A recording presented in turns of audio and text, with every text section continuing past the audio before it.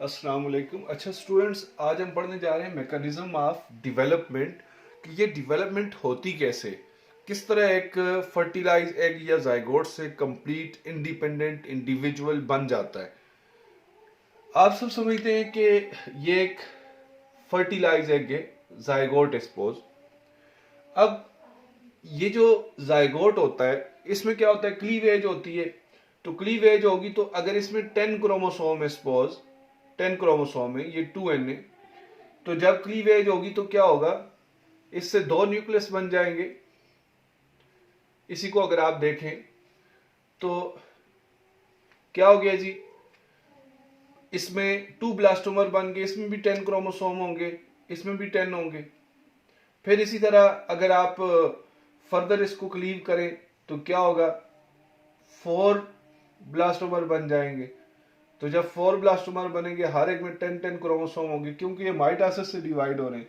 तो मैंने पहले लेक्चर में आपको बताया कि क्लीवेज में बाहर वाली मेम्ब्रेन उतरी रहती है, अंदर पार्टीशन होती रहती है। तो अब वही जायगोट 4 हिस्सों में डिवाइड हो गया है, 4 ब्लास्टोमर में डिवाइड हो गया है।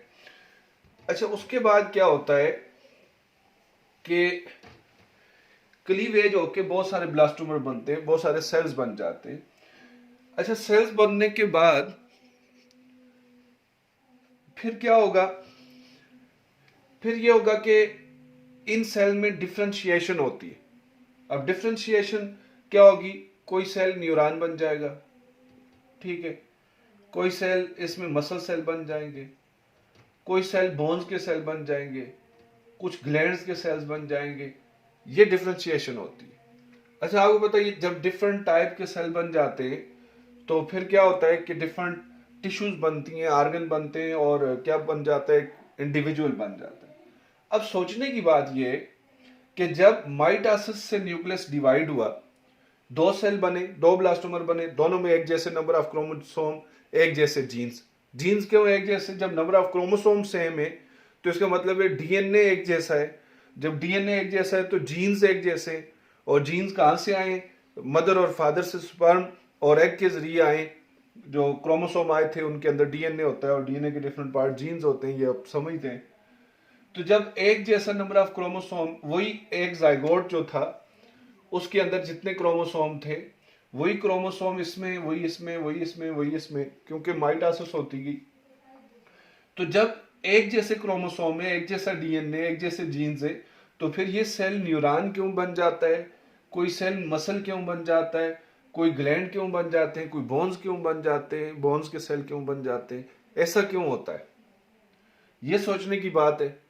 जाहिर है इसके लिए एक बात तो आपको समझ आ रही है कि अगर न्यूरॉन बनना है तो इस सेल के अंदर उन जीन्स को एक्टिव होना पड़ेगा, जो जीन्स इस सेल को, इसकी डेंड्राइट्स वगैरह जाहिर है ये इस तरह की बनवाएंगे, इसकी एक्सान बनवाएंगे, इसके अंदर न्यूरोट्रांसमीटर बनवाएंगे।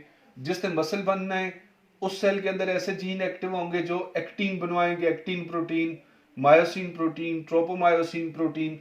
जो ग्लैंड वाले सेल बनेंगे, सपोज ये इंसुलिन का सेल बनना है, बीटा सेल, तो इसके अंदर इंसुलिन बनने वाला जीन एक्टिव होगा। बोन वाले के अंदर बोन की प्रोटीन, कोलेजन वगैरह बनने वाले जीन एक्टिव होंगे। अब जीन तो सारों के अंदर एक जैसे होंगे हर सेल के अंदर, क्योंकि ये माइटोसिस से बने, लेकिन इस सेल के अंदर डिफरेंट जीन एक्टिव होंगे। मतलब जीन सारे इसके पास, actin, myosin, tropomyosin, insulin, glucagon, हर किस्म का जीन इस सेल के पास है, वही जीन इसके पास है, वही इसके पास, वही।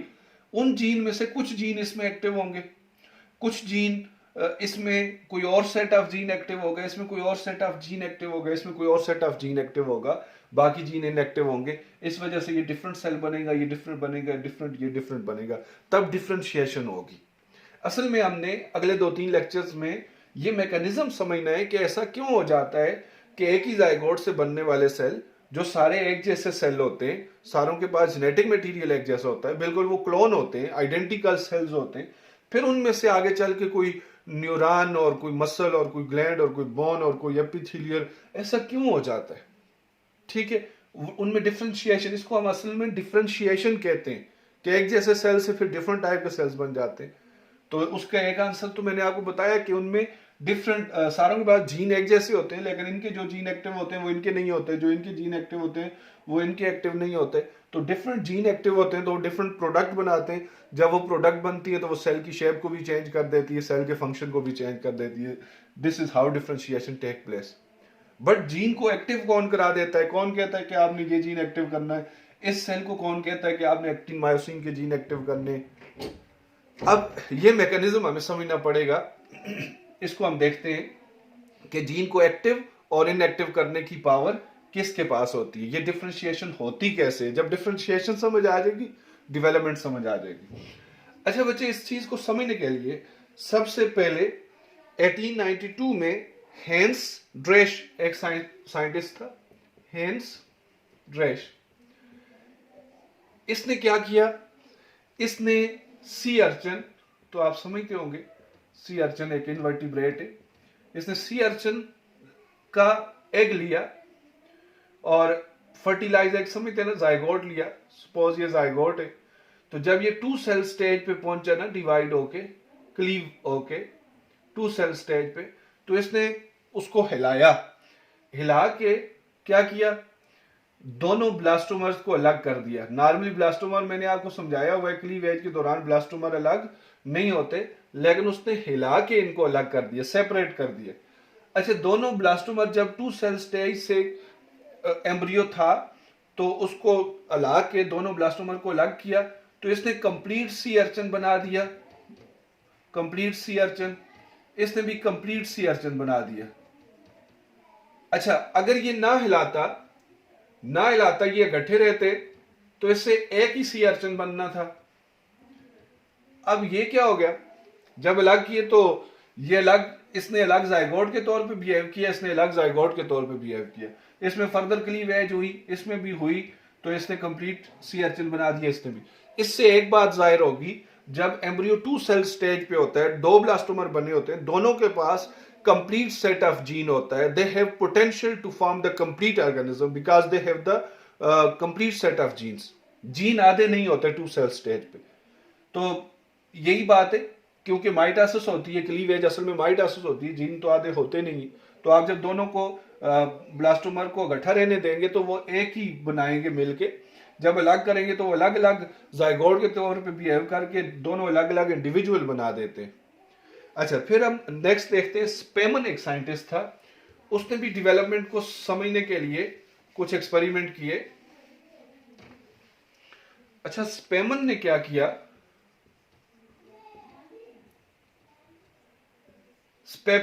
स्पेमन जो था, इसने स्लेमेंडर, ठीक है, की पे आएगा वर्ड स्लेमेंडर, की पे न्यूट।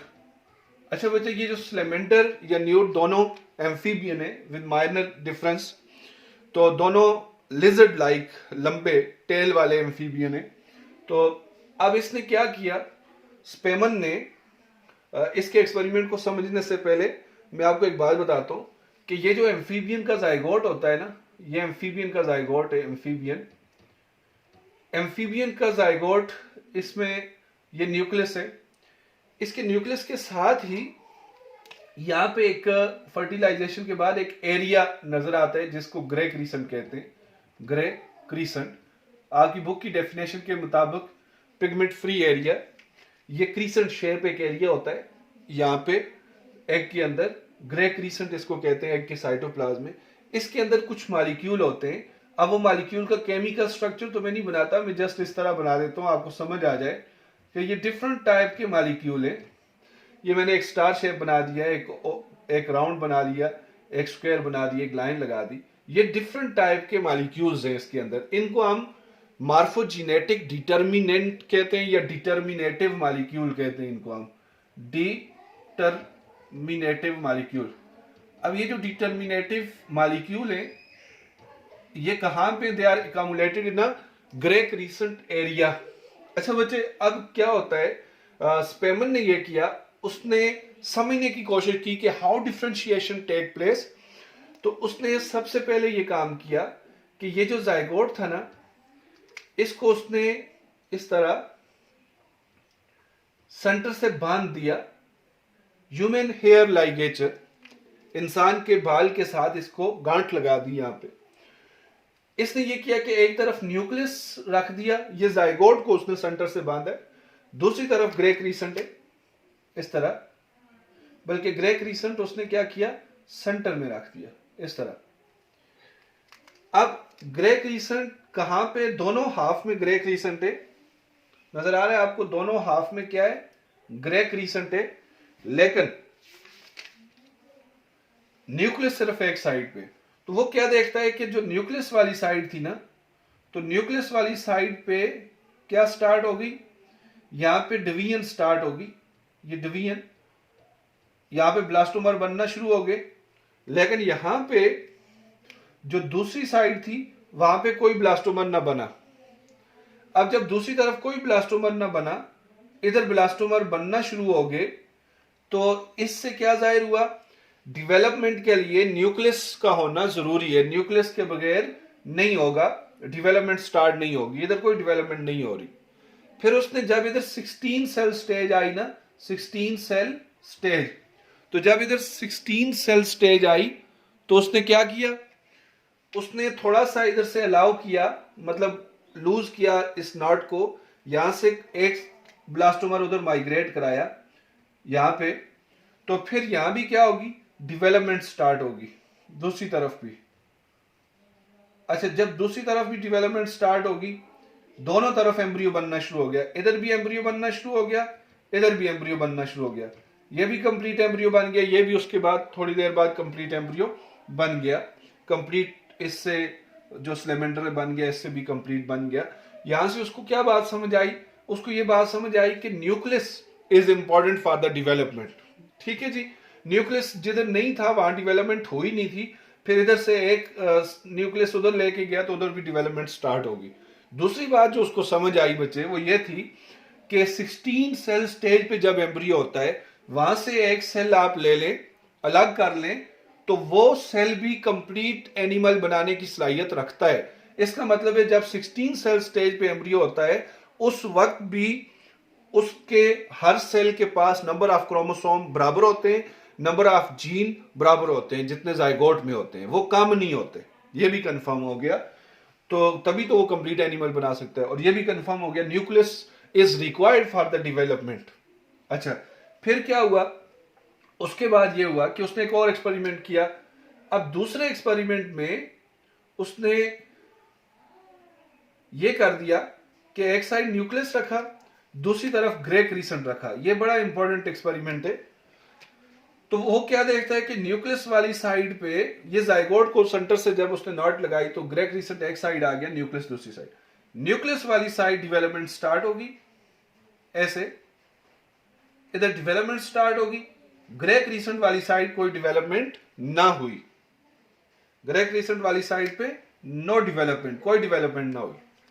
आगे चल के जब 16 सेल स्टेज थी, 16 सेल स्टेज से फिर उसने एक न्यूक्लियस दूसरी तरफ भेजा ग्रे क्रीसेंट वाली साइड पे।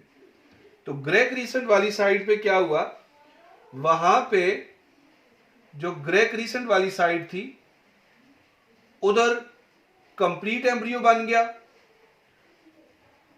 इधर कंप्लीट डेवलपमेंट होगी, कंप्लीट, इधर एबनॉर्मल टिश्यू बन गई, एबनॉर्मल बेली टिश्यू। अच्छा, अब बच्चे जरा आप समझेंगे एबनॉर्मल बेली टिश्यू इससे क्या मुराद है। इधर ग्रे क्रीसेंट था, इधर न्यूक्लियस था, ग्रे क्रीसेंट न्यूक्लियस, न्यूक्लियस वाली साइड डेवलपमेंट हुई, ग्रे क्रीसेंट वाली साइड डेवलपमेंट ना हुई। पता चला कि न्यूक्लियस जरूरी है डेवलपमेंट के लिए। 16 सेल स्टेज बने, एक बनी, जब एक सेल उधर मूव कराया, उधर डेवलपमेंट स्टार्ट हुई और कंप्लीट डेवलपमेंट होगी, कंप्लीट एनिमल बन गया।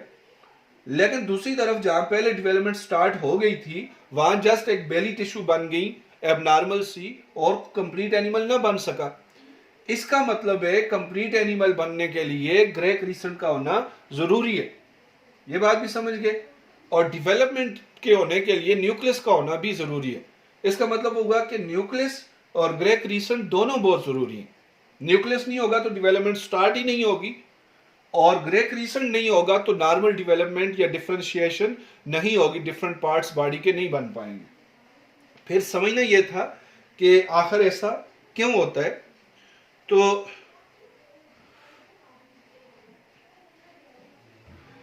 इस एक्सपेरिमेंट से एक बात पता चल गई कि 16 सेल स्टेज से भी न्यूक्लियस को अगर दूसरी तरफ मूव करें तो वो कंप्लीट एनिमल बनाने की सलाहियत रखता है। इसका मतलब ये हुआ कि all cells contain the same nuclear information. Embryo के जितने भी सेल होते हैं उनके पास nuclear information mean number of gene same होते हैं, एक जैसा नंबर ऑफ क्रोमोसोम होता है। अच्छा, दूसरी चीज ये पता चली कि ये जो ग्रे क्रीसेंट होता है साइटोप्लाज्म के अंदर, इस ग्रे क्रीसेंट के अंदर कोई इंपॉर्टेंट मॉलिक्यूल्स हैं जो डेवलपमेंट के लिए रिक्वायर्ड होते हैं। ये दो बातें पता चल गई। अच्छा, उसके बाद साइंटिस्ट फिर एक और बात सोचना शुरू हो गए। वो ये सोचना शुरू हो गए कि ये जो हर सेल के अंदर नंबर ऑफ क्रोमोसोम एक जैसे होते हैं, इसके हर सेल के अंदर जो एम्ब्रियो का सेल होता है उसमें नंबर ऑफ क्रोमोसोम सेम होते हैं। अगर हम यहां दिखा दें, ठीक है, ये बहुत सारे ब्लास्टोमर बन गए, ये हर ब्लास्टोमर के अंदर नंबर ऑफ क्रोमोसोम एक जैसे, ठीक है। तो फिर ऐसा क्यों होता है कि कोई न्यूरॉन बन जाता है बाद में, कोई मसल सेल बन जाता है, कोई बोन सेल बन जाता है, कोई ग्लैंड सेल बन जाता है? ऐसा क्यों होता है? इसकी वजह क्या है? जब सारों में एक जैसे क्रोमोसोम का नंबर है और या जीन एक जैसे हैं, तो फिर इनको कौन कहता है कि आप न्यूरॉन बन जाओ, आप मसल बन जाओ, आप ग्लैंड बन जाओ? ये क्या चीज है? इसके आंसर ये बचे कि ये अगर आप देखें, यहां पे जाइगोट है, इसका ग्रे क्रीसेंट है, ये क्या है? इसका ग्रे क्रीसेंट। और ग्रे क्रीसेंट में आपको पता है कि डिफरेंट जो मॉलिक्यूल होते हैं, ये मैं डिफरेंट शेप्स बना देता हूं, ये डिफरेंट मॉलिक्यूल को जाहिर कर रहा है। कहता है कि जो ही क्लीवेज होती है ना, तो क्लीवेज होते ही, मतलब ऐसे क्लीवेज होगी, मैं अलग दिखा देता हूं यहां पे आपको। जो ही क्लीवेज होती है, दो ब्लास्टोमर बनेंगे, तो दो ब्लास्टोमर में क्या होगा? सपोज ये एक ब्लास्टोमर है, ये दूसरा है, तो ये जो डिटर्मिनेटिव मॉलिक्यूल होते हैं ग्रे क्रीसेंट के अंदर, वो सेग्रीगेट हो जाते हैं रैंडमली। कुछ इसको मिल गए, कुछ इसको मिल गए, ठीक है। उसके बाद फिर क्या होगा? फिर जब 4 सेल स्टेज आएगी, तो 4 सेल स्टेज पे फिर न्यूक्लियस 4 बन गए, और हर एक के पास क्या आ गया? मार्फोजेनेटिक डिटर्मिनेंट। इस तरह ये मार्फोजेनेटिक डिटर्मिनेंट है। अगर आप इस पे गौर कर रहे हो तो आपको पता चलेगा जो टोटल मार्फोजेनेटिक डिटर्मिनेंट थे, जो मॉलिक्यूल थे ग्रे क्रीसेंट के अंदर, वो सेग्रीगेट होते जाते हैं। तो पहले वो आधे इसमें चले गए, आधे इसमें, अब एक कुछ इसमें, कुछ इसमें, कुछ इसमें, कुछ इसमें। तो अगर आप देखें तो जो इसको मार्फोजेनेटिक डिटर्मिनेटिव मॉलिक्यूल मिला है, जो ग्रे क्रीसेंट के अंदर कोई खास किस्म का मॉलिक्यूल था, वो इसको नहीं मिला। जो इसको मिला है वो इसको नहीं मिला। किसी को भी दूसरे से मिलते जुलते मार्फोजेनेटिक डिटर्मिनेटिव मॉलिक्यूल नहीं मिले। तो अब ये जो मॉलिक्यूल है ना, ये इसके जीन पे इफेक्ट करेगा और जीन को एक्टिव और इनएक्टिव करेगा। तो जिन जीन को ये एक्टिव करेगा, उन जीन को ये वाला एक्टिव नहीं कर सकेगा। इसी तरह ये वाला इसके जीन को एक्टिव करेगा, ये इसको करेगा। एज ए रिजल्ट इस न्यूक्लियस से डिफरेंट जीन एक्टिव होंगे। तो हो सकता है ये न्यूरॉन बन जाए, न्यूरॉन बनाने वाले जीन एक्टिव हो गए, इसके मसल बनाने वाले एक्टिन मायोसिन के जीन इसने एक्टिव करा दिए, ये मसल सेल बन गया। इसमें इंसुलिन का जीन एक्टिव करा दिया, ये ग्लैंड सेल बन गया। इसमें कोलेजन के जीन एक्टिव हो गए, ये कार्टिलेज या बोन का सेल बन गया। अब डिफरेंट मार्फोजेनेटिक डिटर्मिनेटिव मॉलिक्यूल जाने की वजह से डिफरेंट जीन एक्टिव होंगे। अब जीन तो इसके पास भी सारे हैं, इसके पास भी सारे हैं इसके, लेकिन इसके जो एक्टिव हुए उनको किसने किया है? इस मार्फोजेनेटिक डिटर्मिनेटिव मॉलिक्यूल ने, और ये मॉलिक्यूल इसमें है ही नहीं है, ठीक है।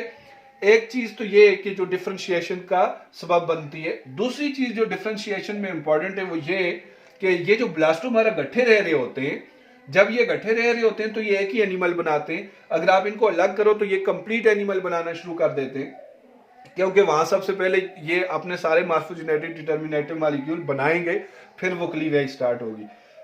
अच्छा बच्चे, अगर ये सारे ब्लास्टोमर्स इकट्ठे रह रहे हैं कैम्ब्रियो के अंदर, ये ब्लास्टोमर इसके जो जीन एक्टिव होते हैं ना, ये डिसाइड करता है मैंने न्यूरॉन बनना है, तो ये दूसरों को कहता है कि आप कोई और सेल बन जाए।